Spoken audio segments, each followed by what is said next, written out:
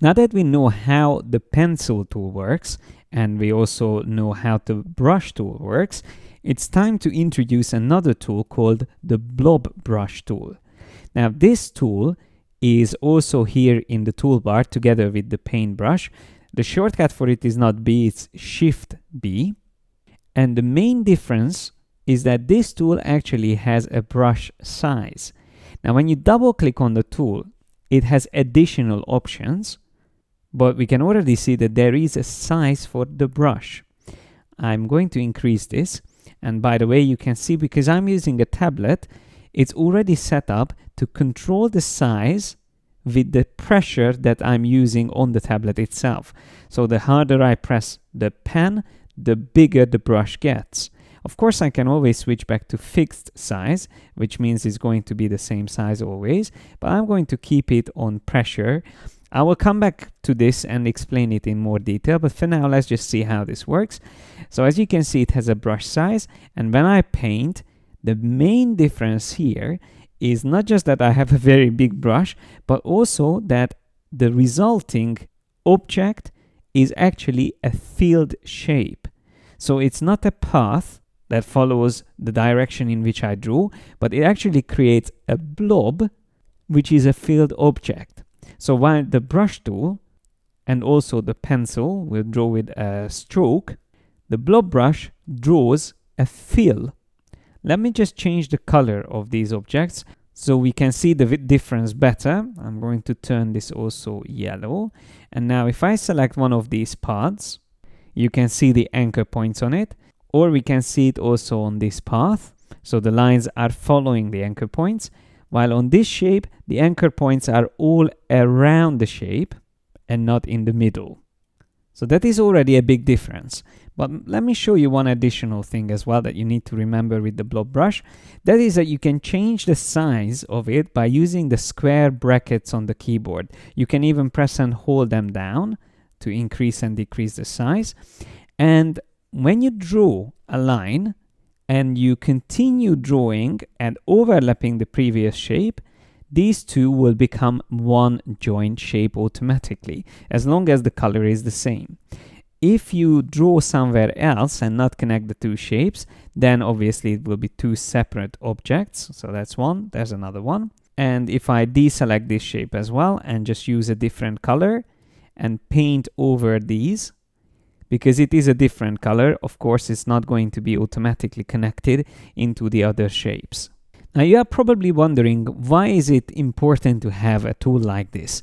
Well, for me, in my workflow, this serves mainly for coloring. So this is a great tool to color very quickly details, and I'm going to show it to you here on this hat.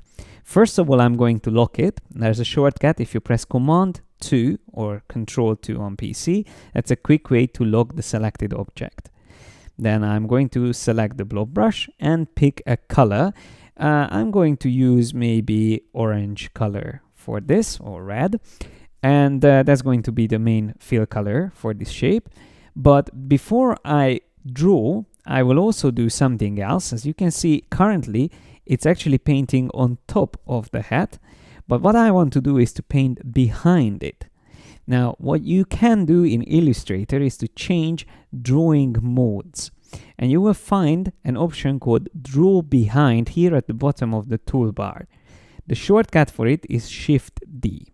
With that, you can actually toggle between Draw Normal, which would mean draw in front, and then Shift D switches to Draw Behind, which means when you draw, it automatically will appear behind whatever you have on the current layer. As long as this mode is selected, you will be able to draw and create shapes at the bottom of the current layer. So that is a great technique for coloring. You can see already that when I go over this shape, everything is going to appear behind it. Of course, I could make my brush bigger, but I quite like painting over and just quickly achieve what I wanted. Now, you can, of course, then switch color, and I'm going to pick yellow, let's just say, for this ribbon part here. So I'm going to paint over that. Once again, just very quickly, those areas paint over it with yellow. Now what happened there is that because the draw behind was still on, the new shape was actually created all the way at the bottom behind the red item. Of course, I can always go to the layers panel and drag that group above the red object, but it's also good to remember that you can always switch between drawing modes. And if you use draw behind often, then it might be wise to start with smaller details first and then draw the bigger areas. That way you don't even have to go to the layers to move things around. Now you might be thinking that this looks really sloppy and there's a lot of parts that goes outside of the hat, but what you can do as always is to unlock the hat, select all these details together, and then use our trusty shape builder, holding down Alt or Option, and very quickly remove all the unnecessary details. Now for the yellow bits, I'm going to lock temporarily the red parts, and then I select again the hat, which has the outlines and that yellow bit, and then again use the shape builder tool, hold down Alt, and remove quickly those parts that we don't need. And to make it even faster, I will show you another great technique. For erasing, what we can also do is to select this yellow shape. I will just zoom a little bit closer just so you can see it better, and then select the eraser tool, which is Shift E, or it's here on the toolbar. And the good thing about this tool is that it works exactly like the blob brush. It even has size options, just like the blob brush, but instead of drawing, it erases. So we can change the brush size just like with the blob brush. And the best thing about it is that it only deletes from the selected shape. So because I have that yellow shape selected, I can quickly remove the parts that I don't need and keep the parts that I wanted to use in this design. So that was a quick way of coloring, but of course there's other ways of coloring as well. And once I show this to you, you might feel like, why didn't you just use this in the first place? Well, you have to get used to that in Adobe applications, and it applies to Illustrator as well. There are many different ways of doing the same thing. And that's exactly because every artist prefers to do things in their own way. And if you know different techniques to achieve the same result, you will always have the option to decide which one works best in that current artwork that you are working on. So let me show you this quickly. I'm going to select this, copy it, and I will also quickly delete the colors from it. So that's that. I will just move everything slightly to the left.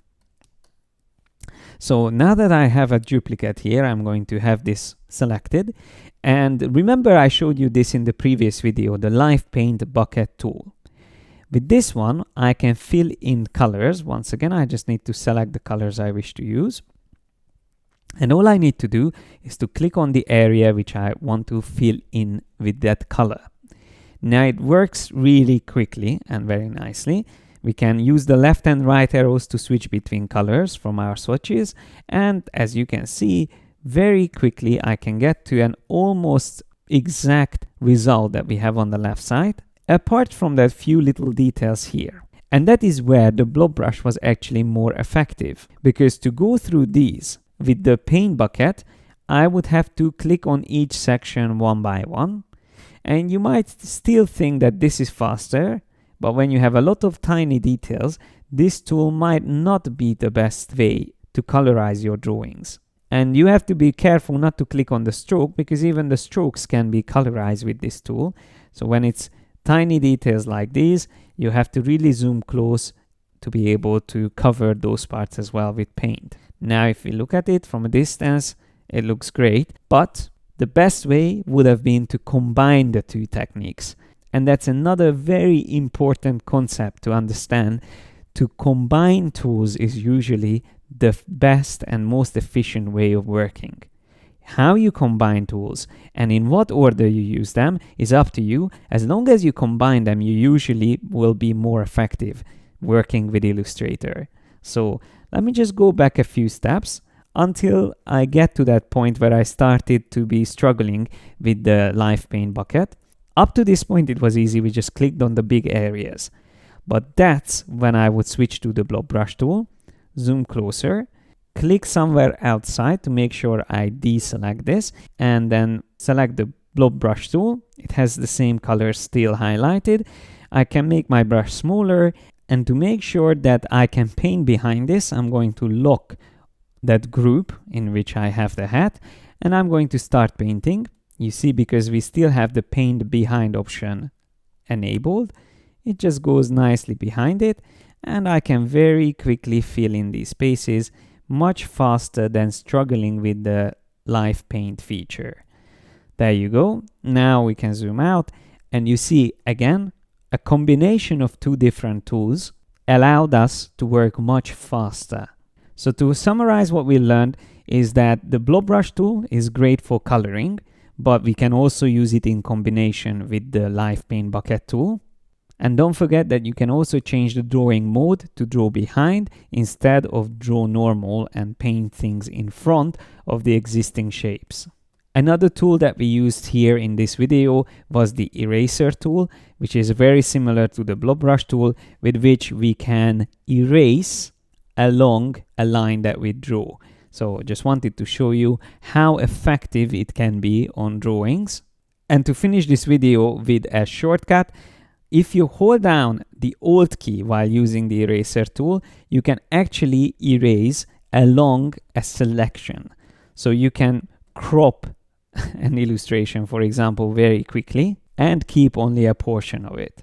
In the next video, we will look at a couple of additional tools, which I usually call assistance tools or assistance drawing tools, because they are not the main tools for drawing, but they can be very useful to refine and combine your existing lines.